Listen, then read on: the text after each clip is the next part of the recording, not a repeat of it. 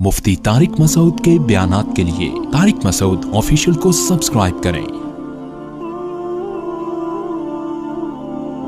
Tariq Masood official.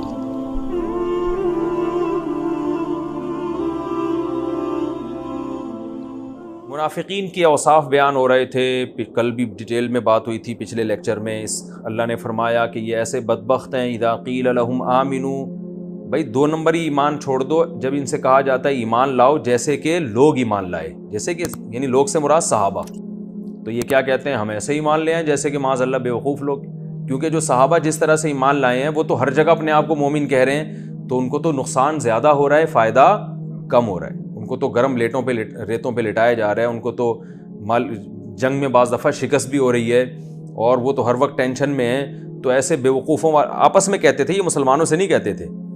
तो हम ऐसे बेवकूफ़ों वाला ईमान क्यों लाएं? क्योंकि हम तो दुनिया में लाइफ को एंजॉय करने के लिए जिधर मज़ा होगा उधर जाएंगे हम। इससे मुनाफिकीन की 2 नंबरी भी पता चल रही है और सहाबा का 1 नंबर होना भी पता चल रहा है कि अल्लाह ताला ने मेयार जो ईमान का करार दिया ना, वो क्या करार दिया सहाबा के ईमान को, कि जब इनसे कहा जाता है ऐसे ईमान लाओ जैसे लोग ईमान लाए, तो वो लोग कौन थे? सहाबा थे ना। तो इससे पता चला है कि सहाबा जैसा जो लोग कहते हैं ना माज़अल्लाह सहाबा मुनाफिक थे और सिर्फ 5 थे, बाकी सारे ऐसे ही हैं, माज़अल्लाह नक़ल कुफ़र, उसका मतलब वो खुद गलत है। क्योंकि अल्लाह फरमाते हैं जैसे लोग ईमान लाए हैं, तो लोग सिर्फ अहले बैत थोड़ी थे। मुनाफिकीन के अलावा जितने भी थे वो सारे लोगों में दाखिल हैं या नहीं है? हज़रत अबू बकर, हज़रत उमर, हज़रत उस्मान, हज़रत अली और अशरा मुबश्शर और जितने भी सहाबा थे, जो मुनाफिकीन चंद मखसूस थे, उनके अलावा जितने भी थे, अल्लाह फरमाते हैं ऐसे लाओ जैसे बाकी पब्लिक ईमान लाई है। लोग जो है ना, लोग का इतलाक यहाँ पर अक्सरियत पर हो रहा है। तो अगर आप सहाबा को इस तरह से बयान करते हैं कि चंद एक तो थे, बाकी सारे मुनाफिक थे, तो इसका मतलब लोग मुनाफिक थे और चंद एक क्या थे? सही थे। जबकि कुरान कह रहा है ऐसा नहीं है, लोग सही थे, चंद एक मुनाफिक थे। तो ये सहाबा की फजीलत की बहुत बड़ी दलील है ये आयत। वइज़ा क़ील लहुम आमिनू कमा आमन अन्नास, जैसे सारे लोग ईमान लाए हैं, क्योंकि वो सही ईमान है उनका, वो निफाक वाला ईमान नहीं है। तो तुम भी ऐसा ईमान लाओ कि दिल से भी ईमान लाओ। तो कहते हैं ऐसा नहीं लाएंगे और ये तो माज़अल्लाह बेवकूफ़ हैं। तो अल्लाह फरमाते हैं अला इन्नहुम हुमुस सुफ़हा, खबरदार सुनो, यही असल में बेवकूफ़ हैं, अपनी दुनिया भी बर्बाद कर रहे हैं और आखिरत भी। वलाकिन ला यअलमून, लेकिन इनको इल्म नहीं है। वइज़ा लक़ुल्लज़ीना आमनू क़ालू आमन्ना, जब ईमान वालों से मिलते हैं तो क्या कहते हैं? ईमान ले आए। और जब अपने शतूंगड़ों से के पास जाते हैं तो वहाँ जाके क्या कहते हैं? हम तो आपके साथ हैं और हम तो महज मुसलमानों के साथ मजाक कर रहे थे। तो अल्लाह ने फरमाया अल्लाह इनके साथ मजाक कर रहा है। अब देखो, ये वो जो इससे पिछले लेक्चर में मैंने पूरी डिटेल बयान की थी ना, कि क्या कहते हैं इसको? सनअते, याद कर लो ना इसको, सनअते मुशाकलत। अल्लाह कभी इस्तेहजा नहीं करता, ये चीज़ अल्लाह के लिए ऐब है। इस्तेहजा देखो, एक होता है मजाक और एक होता है इस्तेहजा। तो मजाक भी अल्लाह पे सूट नहीं करता, अल्लाह की शान के खिलाफ है। और इस्तेहजा तो होता है ऐसा मजाक जिसमें तमस्खुर हो, यानी दूसरे की जिल्लत भी हो, ये तो अल्लाह की शान के वैसे ही खिलाफ है। लेकिन यहाँ क्योंकि ये लोग मजाक, ये कहते हैं हम मजाक कर रहे हैं ना, तो अल्लाह इनको जो इनके मजाक का बदला दे रहा है खुफिया तरीके से, और इनको जो अल्लाह नुकसान पहुंचा रहा है, इस अमल को अल्लाह ने इस्तेहजा से ताबीर किया है। क्योंकि ये अपने अमल को क्या कह रहे हैं? इस्तेहजा। तो उनके जवाब में ये लफ्ज़ जब इस्तेमाल किया जाएगा तो फिर ये बुरा नहीं है, बल्कि ये बलागत के उसूलों के ऐन मुताबिक है, जिसकी मैंने इससे पहले वाली लेक्चर में बहुत डिटेल से मैंने इसको बयान किया था कि बाज़ कलाम किसी मौके पे अच्छे होते हैं, मौके के हट के करेंगे तो वो सही कलाम नहीं होता। वयमुद्दुहुम फी तुग़यानिहिम यामहून। अब सवाल पैदा होता है अल्लाह इनसे इंतकाम क्यों नहीं लेता, इनको फ़ौरन सज़ा क्यों नहीं देता? तो अल्लाह ने बताया अल्लाह इनको मोहलत दे रहा है कि अपनी सरकशी में हैरान घूमते रहे। हैरान का मतलब मस्त होके, कोई फ़िक्र ना हो फ्यूचर की, ना हाल की, बस ना जहन्नम की। तो इसको कहते हैं हैरान होके अपने जो है ना सरकशी में घूमते रहें। तो ये अल्लाह की तरफ से नेमत नहीं है, बल्कि अल्लाह की तरफ से मोहलत है, और ये नाफरमानों को मिलती है ताकि आखिरत में सख्त अजाब दिया जाए और अपनी नाफरमानी में वो बढ़ जाए। उलाइकल्लज़ीना इश्तरवुद्दलालत बिलहुदा, अल्लाह फरमाते हैं ये वो बदबख्त हैं जिन्होंने गुमराही के बदले में, हिदायत के बदले में गुमराही ख़रीद ली। इनके पास 2 ऑप्शन थे, पैगम्बर सल्लल्लाहु अलैहि वसल्लम हिदायत लेकर आए थे और एक ऑप्शन ये था जो कुफ्र की गुमराही है। तो ऐसे बदबख्त हैं कि कितना घटिया सौदा किया इन्होंने कि हिदायत दे के क्या ले ली?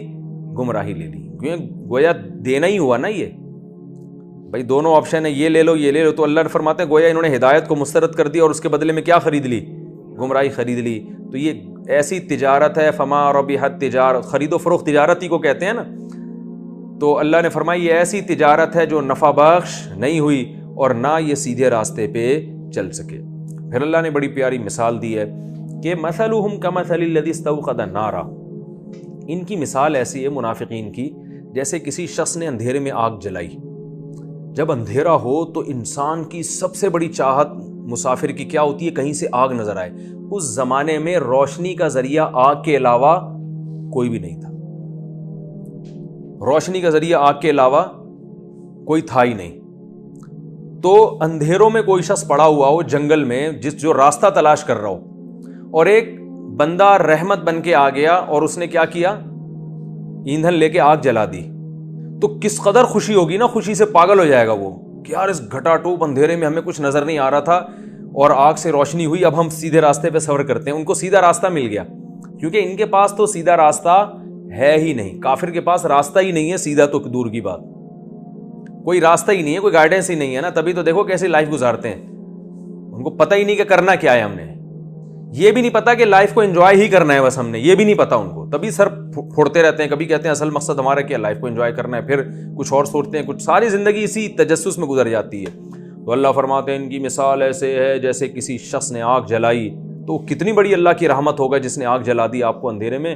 فلما اضاءت ما حولہ، جب اس آگ نے ماحول کو روشن کر دیا. ذهب اللہ بنورہم، سب اس روشنی سے فائدہ اٹھا رہے ہیں، لیکن اللہ نے ان سے ان کی روشنی اللہ نے چھین لی.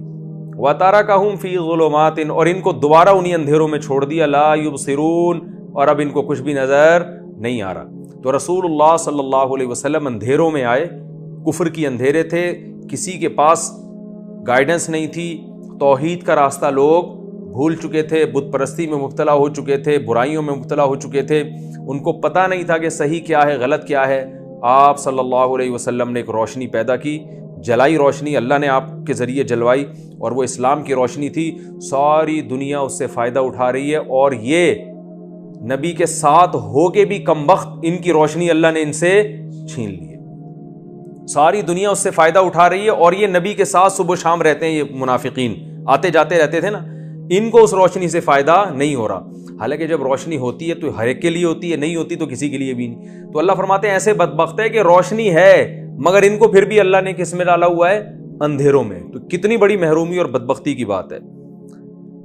اور یہ مثال ہر اس شخص کے لیے ہے جس کے پاس اسلام کی تعلیمات پہنچی ہوں، لوگ عمل کر رہے ہوں مگر وہ خود عمل نہ کر، اس کو سمجھ میں ہی نہ آ رہا ہو اسلام. تو یہ ہر ایک اس پہ فٹ بیٹھتی ہے. فرماتے ہیں اللہ سمن، یہ بہرے ہیں، بکمن، گونگے ہیں. بہرے کس سے؟ حق بات سے، یعنی ہر چیز سنائی دیتی ہے مگر حق بات سنائی نہیں دیتی. بکمن، ہر چیز بول سکتے ہیں مگر حق نہیں بول سکتے. عمیون، اندھے ہیں. کیا مطلب؟ سب کچھ نظر آ رہا ہے، سیدھا راستہ نظر نہیں آ رہا. تو سیدھے راستے کے معاملے میں اندھے بھی ہیں، بہرے بھی ہیں اور گونگے بھی ہیں. اب یہ واپس سیدھے راستے کی طرف لوٹ کر نہیں آتے. اگلی مثال اس سے بھی زبردست دی ہے. فرمایا او کصیب من السماء، بلکہ ان کی مثال، یہ او جب قرآن میں آتا ہے نا او، تو بہت سی جگہوں پر اس کا مطلب ہوتا ہے کہ ہم آؤ تمہیں اس سے بھی اچھی مثال دیتے ہیں. یعنی اس کا مطلب ہوتا ہے بل. بل کا معنی کیا ہوتا ہے؟ بلکہ. جیسے قرآن میں آتا ہے سورہ جب صافات میں، ارسلناہ الی مئۃ الف او یزیدون، ہم نے یونس علیہ السلام کو 1,00,000 لوگوں کی طرف بھیجا یا اس سے بھی زیادہ. تو یہاں یا کا مطلب کیا ہے؟ بلکہ اس سے بھی زیادہ. اب سوال یہ پیدا ہوتا ہے کہ جب اللہ نے اگلی مثال ہی اچھی والی دینی تھی تو پرانی بیان کرنے کی ضرورت کیا تھی؟ نہیں آ رہی بات سمجھ میں. اصل میں یہ بھی ایک بلاغت ہوتی ہے کہ آپ اسٹیپ بائی اسٹیپ بتدریج اچھی سے اچھی مثال کی طرف جاتے ہیں. کہ پہلی والی مثال بھی زبردست ہے، قرآن کی تو کوئی مثال غلط نہیں ہو سکتی نا. تو اللہ فرماتے ہیں بلکہ ان کی پوری حالت اس مثال، یہی مثال کافی ہے ہدایت کے لیے. اللہ فرماتے ہیں یہ کافی نہیں ہے، آؤ ہم تمہیں اس سے بھی اچھی مثال دیں. کیونکہ اس میں جو اس مثال میں جو ہم نے ان کی قسم پرسی کو بیان کیا ہے نا، جس سے تمہیں بڑا ترس آئے گا ان کے اوپر کہ یار روشنی ہوئی اور ان کے حق میں اللہ نے نور کو چھین لیا تو یہ تو بیچارے بڑے قسم پرسی میں. اللہ فرماتے ہیں آؤ ہم اس سے بھی اچھی مثال دیں جس سے ان کی حقیقی اندر کی حالت تمہیں پتہ چلے گی کہ اس سے بھی زیادہ یہ ٹینشن میں ہے اور اس سے بھی زیادہ قسم پرسی میں ہے. وہ کیا ہے؟ فرمایا او کصیب من السماء، ان کی مثال اس بارش کی ہے جو آسمان سے تیز بارش برس رہی ہو. اب آپ کسی صحرا میں ہوں، جنگل میں ہوں، اندھیرے میں ہوں، تیز بارش برس رہی ہو تو آپ کے پاس سیدھا راستہ حاصل کرنے کا صرف ایک راستہ ہوتا ہے. وہ کیا ہے؟ بجلی جب کڑکے گی تو آپ کو روشنی نظر آئے گی اور اس میں آپ تھوڑا سا چلو گے. لیکن جب بجلی کڑکتی ہے تو جہاں آپ کو خوشی ہوتی ہے کہ روشنی نظر آ رہی ہے، وہاں جنگل میں جب بجلیاں کڑکتی ہیں تو خوف بھی ہوتا ہے. تو جو آدمی ہدایت چاہتا ہے اسے جب روشنی نظر آتی ہے وہ تو بڑا خوش ہوتا ہے اور فوراً اس روشنی میں چلنا شروع ہو جاتا ہے. لیکن جو ہدایت چاہتا نہیں ہے نا، اسے جب پتا چلتا ہے دلائل کی دنیا میں کہ یہ سیدھا راستہ ہے اور میں غلط ٹریک پہ چل رہا ہوں تو اسے خوشی کے بجائے کیا ہوتا ہے؟ غم. اب جن لوگوں کو اسلام سے نفرت ہے، طبعی طور پہ نفرت ہے، ان کو اگر دلائل سے آپ یہ ثابت کر دو نا کہ اسلام برحق ہے تو وہ خوش نہیں ہوتے بلکہ ٹینشن میں چلے جاتے ہیں کہ یار یہ، کیونکہ حسد اور جیلسی اتنی زیادہ ان کو اسلام سے ہو چکی ہے کہ اب ان کو اسلام کا برحق ہونا، وہ چاہتے ہیں کہ برحق ثابت نہ ہو اسلام. تو اللہ نے منافق کی یہی کیفیت کو بیان کیا جو اسلام دشمن ہے کہ آسمان سے تیز بارش برس رہی ہے جس میں فیہ ظلمات، بہت سارے اندھیرے ہیں اس بارش میں. کیسے؟ بارش کا خود اندھیرا ہوتا ہے، پھر رات کا اندھیرا، پھر آسمان پہ روشنی نہیں ہے، پھر کالے بادل ہیں. یہ سارے اندھیرے مل کے ہاتھ کو ہاتھ سجائی نہیں دے رہا. اور اللہ فرماتے ہیں اندھیروں کے ساتھ رعد و برق، بادلوں کی زوردار کڑک اور بجلی بھی ہے. یجعلون اصابعهم فی آذانہم من الصواعق، ایسی کنڈیشن ہے اور ایسی زوردار بجلی کڑکتی ہے کہ وہ اپنے کانوں میں موت کے خوف سے انگلیاں ٹھوس لیتے ہیں. تو یہ کنڈیشن، جب بجلی چمکتی ہے تو سیدھا راستہ بھی نظر آتا ہے، مگر جب ان کو سیدھا راستہ نظر آتا ہے نا تو خوف سے ان کی کیفیت یہ ہوتی ہے کہ کانوں میں انگلیاں ٹھوستے ہیں. تو ان کے حق میں قرآن کی جو وعیدیں ہیں، جو دلائل سے اللہ وعیدیں ثابت کرتا ہے کہ جہنم برحق ہے اور قبر کا عذاب اور یہ ساری چیزیں، تو ان وعیدوں سے بجائے ان کو سکون ملتا اور کہتے چلو ہمیں سیدھا راستہ پتہ چل گیا، ہم سیدھے راستے پہ چلیں گے. وہ سیدھا راستہ ان کو نظر بھی آتا ہے تو کیفیت ان کی یہ ہوتی ہے جو جنگل میں کھڑے آدمی کی ہوتی ہے. خوش نہیں ہوتے بلکہ اس سے کیا ہوتے ہیں کہ بھئی ہم پر موت نہ کہیں واقع ہو جائے. یجعلون اصابعهم فی آذانہم من الصواعق حذر الموت واللہ محیط بالکافرین. مثال کے درمیان میں اللہ نے ایک جملہ کہا اور اللہ ان کافروں کا گھیرے ہوئے ہے، چھوڑے گا نہیں ان کو. تو یہ جیسے بجلی کی کڑک سے ڈر رہے ہیں نا، تو قرآن کی وعیدیں بھی ان پر نازل ہوں گی اور ان کو تباہ و برباد کریں گی. آگے اللہ نے پھر دوبارہ مثال شروع کیا، یکاد البرق یخطف ابصارہم، بجلی ایسی زور سے چمکتی ہے کہ قریب ہے کہ ان کی نگاہوں کو اچک لے. کلما اضاء لہم مشوا فیہ، جب ذرا روشنی ہوتی ہے تو یہ اس میں چلتے ہیں اور جب دوبارہ اندھیرا ہو جاتا ہے تو پھر حیران سرگردان کھڑے رہتے ہیں. تو یہ اللہ نے مثال دی ہے کہ منافق کمبخت نہ ادھر کا نہ ادھر کا. مسلمانوں نے تو فائدہ اٹھایا اسلام کی روشنی سے اور دل و جان سے اسلام کو لگایا، اب وہ ایک راستے پہ چلتے چلے جا رہے ہیں. اس میں نہ کوئی کڑک ہے نہ کوئی اس طرح کی جو ہے نا وعیدیں ہیں ان کے حق میں، بلکہ اللہ ان کو خوشخبریاں سناتے رہتے ہیں. اور یہ چونکہ فائدہ نہیں اٹھا رہے تو اب یا تو مکمل اندھیروں میں ہوتے، ایسا بھی نہیں ہے کیونکہ قرآن تو مستقل نازل ہو رہا ہے اور دلائل کی دنیا میں قرآن ثابت کرتا چلا جا رہا ہے کہ میں برحق ہوں، اسلام برحق ہے. اور یہ دلائل سنتے بھی ہیں تو ایک دم چونک جاتے ہیں. تو یہ جو دلائل جب سنتے ہیں نا، اس دلائل کے سننے کو اللہ نے بجلی کی چمک سے تعبیر کیا ہے. جیسے ہی اللہ کی نشانیاں، ہر کافر چاہے وہ اسلام کا کتنا ہی دشمن ہو، اللہ اس کو اسلام کے برحق ہونے کی نشانیاں دکھاتے ہیں کہ بھئی جیسے جو اللہ کا انکار کرتے ہیں نا، بار بار موقع آتا ہے، وہ کہتے ہیں کہ یار کوئی ہے جس نے اس کائنات کو پیدا کیا. پھر وہ ڈرتے ہیں تھوڑی دیر کے لیے کہ بھائی ایسا نہ ہو کہ ہم الٹے ہوئے لٹکے ہوئے ہوں، لیکن پھر وہ دلائل ان کی نظروں سے کیا ہو جاتے ہیں؟ اوجھل، پھر دوبارہ اندھیروں میں. تو یعنی جب روشنی ہوتی ہے تو بھی خوش نہیں اور جب اندھیروں میں ہوتے ہیں تو ویسے ہی خوش نہیں. کیسی بہترین مثال اللہ نے کافر کی اور منافق کی دی ہے کہ ان کے پاس سرے سے کوئی گائیڈنس ہے ہی نہیں، تو ان کو پتہ ہی نہیں ہے کہ قدم رکھنا کہاں ہے. اور جب گائیڈنس ملتی ہے ان کو قرآن سے یا اس کائنات میں غور و فکر کرنے سے، جب حق راستہ نظر آتا ہے تو اس سے بھی خوش نہیں ہوتے بلکہ گھبرا جاتے ہیں کہ ہمارا بنے گا کیا، ہماری تو ایسی کی تیسی ہو جائے گی. تو نہ اس کنڈیشن میں خوش اور نہ اس کنڈیشن میں خوش. تو اللہ فرماتے ہیں وَلَوْ شَاءَ اللَّهُ لَذَهَبَ بِسَمْعِهِمْ وَأَبْصَارِهِمْ، یہ چونکہ یہ لوگ اپنی آنکھوں سے اور کانوں سے فائدہ نہیں اٹھا رہے، یعنی خود سے کائنات میں غور کر کے اور قرآن میں غور کر کے سیدھا راستہ تلاش نہیں کر رہے، تو اللہ کو اس بات پر قدرت ہے کہ اللہ ان سے ان کی حقیقی بینائی بھی چھین لے اور حقیقی سماعت بھی چھین لے، اللہ کو اس پر قدرت ہے۔ لیکن اللہ ایسا کرتا نہیں ہے تاکہ آزمائش ہوتی رہے اور ان پر حجت تمام ہو جائے۔ تو اللہ نے فرمایا ان اللہ علی کل شیء قدیر، بے شک اللہ ہر چیز پر قدرت رکھتا ہے۔ تو ان مثال کو میں آسان لفظوں میں دوبارہ وضاحت کر دیتا ہوں۔ پہلی مثال تو بہت آسان ہے، دوسری مثال کا خلاصہ کیا نکلا کہ وہ کافر اور منافق جو اسلام سے دشمنی ہے، اسلام کو چاہتے ہی نہیں ہیں، یعنی ذاتی ان کو بغض ہے، تو اللہ فرماتے ہیں ہم دلائل کے انبار لگا دیتے ہیں جس سے ان کو روشنی نظر آتی ہے اور سیدھا راستہ نظر آتا ہے، مگر یہ سیدھا راستہ نظر آ کے ان کو خوشی نہیں ہوتی، بلکہ اس سیدھے راستے کی مثال ایسے ہے جیسے جنگل میں گھٹا ٹوپ اندھیرا ہو اور سخت بجلی چمک رہی ہو، تو وہ بجلی چمک کے راحت تو ملتی ہے کہ راستہ نظر آ گیا، مگر اس راحت میں خوف بہت زیادہ ہوتا ہے۔ وہ خوف کیا ہے کہ بھائی یہ بجلی نہ ہم پہ گر جائے، اس کی آواز میں بڑی گرج ہوتی ہے، تو اس راستے سے خوشی نہیں ہوتی۔ لیکن اگر تھوڑی دیر تک وہ بجلی چمکی رہے، کنٹینیو قائم رہے، تو کم از کم ایک فائدہ تو ہوتا ہے نا کہ اس میں چلنا شروع ہو جائے۔ ایسا بھی نہیں ہے، وہ بجلی چند سیکنڈ کے لیے چمکتی ہے خوف کے ساتھ، اور وہ بجلی بھی کیا ہو جاتی ہے، غائب، پھر اسی اندھیروں میں۔ تو جیسے اس جنگل میں کھڑا ہوا آدمی، اس کو نہ سیدھا راستہ ملے گا کبھی قیامت تک، اور جتنا ملے گا بھی تو وہ بھی خوف کے ساتھ ہوگا، اور وہ اور زیادہ پریشان ہی گھومتا رہے گا، بجلی کے چمکنے سے بھی کم بخت پریشان ہو رہا ہے اور اندھیرے سے بھی پریشان ہو رہا ہے۔ تو اللہ فرماتے ہیں یہ جو درمیان میں لٹکے ہوئے لوگ ہیں، جو نہ ادھر نہ ادھر، تو ان کی کنڈیشن بھی یہی ہوتی ہے، یا یہ لوگ جو اسلام سے ذاتی بغض رکھتے ہیں ان کی کنڈیشن بھی یہی ہوتی ہے۔ تو یہ بہترین مثال دی ہے قرآن مجید نے ان لوگوں کی جو ہدایت ملنے کے بعد بھی اس پر عمل کرنا نہیں چاہتے، تو ان کے ساتھ ساری زندگی یہی۔ یہ جو ڈاروین تھا نا، جو کہتا تھا یہ کائنات جو ہے نا بندر سے وجود میں آئی ہے، اس کے بارے میں نے کتابوں میں پڑھا، ڈاکٹر ہارون یحییٰ ایک سائنٹسٹ گزرا، اس نے کہا کہ جب یہ مور کو دیکھتا تھا نا تو بہت پریشان ہو جاتا تھا کہ یار میرا سارا فلسفہ یہاں مور میں آ کے کیا ہو رہا ہے، فیل ہو رہا ہے۔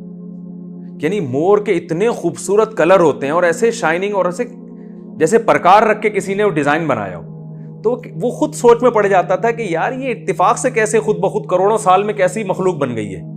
اب اس کو تو خوش ہونا چاہیے نا، لیکن خوش نہیں ہو رہا، بلکہ کیا ہو رہا ہے، پریشان اس لیے ہو رہا ہے۔ پہلے تو میں بتاتا ہوں خوش کیوں ہونا چاہیے تھا۔ خوش اس لیے ہونا چاہیے تھا کہ یار میں اس پہ ریسرچ کر رہا تھا کہ خدا ہے یا نہیں، تو مور کو دیکھ کے ثابت ہو گیا کہ خدا کیا ہے۔ لیکن اگر وہ یہ مان لیتا تو اس کی جو شہرت کی وجہ تھی خدا کا انکار، تو اس کو شہرت ملتی، لہذا وہ حق جب اس کو نظر آیا نا تو وہ خوش نہیں ہو رہا، بلکہ کیا ہو رہا ہے، پریشان ہو رہا ہے کہ یار یہ کیا ہو رہا ہے۔ جیسے آپ کسی صحابی کے منکر جو صحابہ کو نہیں مانتے، ان کے سامنے حضرت ابوبکر کے فضائل بیان کریں، تو بجائے اس کے کہ وہ آپ کا شکریہ ادا کریں، یار آج تک تو میں بہت پریشان تھا، مجھے حضرت ابوبکر حضرت عمر کے بارے میں معلومات نہیں تھی ایکچولی، اب میں بہت خوش ہوا ہوں اور اب میں ان دونوں بزرگوں کا احترام کروں گا، لیکن ایسا نہیں ہوتا، بلکہ وہ کیا ہوتا ہے، ٹینشن میں آنا شروع ہوتا ہے۔ وجہ کیا ہے، ان کو ذاتی بغض ہو گیا ہے۔ تو جو حق کے متلاشی ہیں ہی نہیں، ان کو ذاتی بغض ہے، ان کے سامنے جب روشنی آتی ہے اور ہدایت آتی ہے تو وہ بڑی کڑک کے ساتھ آتی ہے، وہ روشنی ایسی کہ کانوں میں انگلیاں ٹھونسنے لگتے ہیں کہ بھائی چپ کر جاؤ، ہمارے سامنے دلائل بیان مت کرو۔ جیسے قرآن نے ایک اور مقام پہ بیان کیا، وَإِذَا ذُكِرَ اللَّهُ وَحْدَهُ اشْمَأَزَّتْ قُلُوبُ الَّذِينَ لَا يُؤْمِنُونَ بِالْآخِرَةِ۔ قرآن میں آتا ہے کہ جب ان مشرکین کے سامنے دلائل کے آپ انبار لگاتے ہیں اور ثابت کرتے ہیں خدا ہے، تو بجائے دلائل سے خوش ہونے کے یہ کیا ہوتے ہیں، ان کے دل تنگ ہونا شروع ہو جاتے ہیں کہ ہمارے معبودوں کا انکار ہو رہا ہے، ہمارے پتھروں کے بنے ہوئے بتوں کا کیا ہو رہا ہے، انکار۔ اور جب ان بتوں کا بھی ذکر کیا جاتا ہے تو خوش ہو جاتے ہیں۔ تو یہ ذاتی مسئلہ ہے ان لوگوں کے ساتھ۔ تو یہی اللہ نے بیان کیا کہ یہ حیران سرگردان گھوم، اور ان کی کنڈیشن ایسی خوف اور بھٹکنے کی وہی کنڈیشن ہوتی ہے جو جنگل میں بارش برس رہی ہو اور اندھیرے ہوں اور روشنی چمکتی ہو اور اس میں کڑک بھی ہو، بجلی بھی ہو۔ یہ کڑک کیا ہے، یہ اصل میں قرآن کی جو وعیدیں ہیں نا، جس میں قرآن نے کہا کہ تمہارا انجام اچھا نہیں ہے، جہنم کی آگ ہے، ان وعیدوں کو اللہ نے بجلی کی کڑک سے تعبیر کیا ہے۔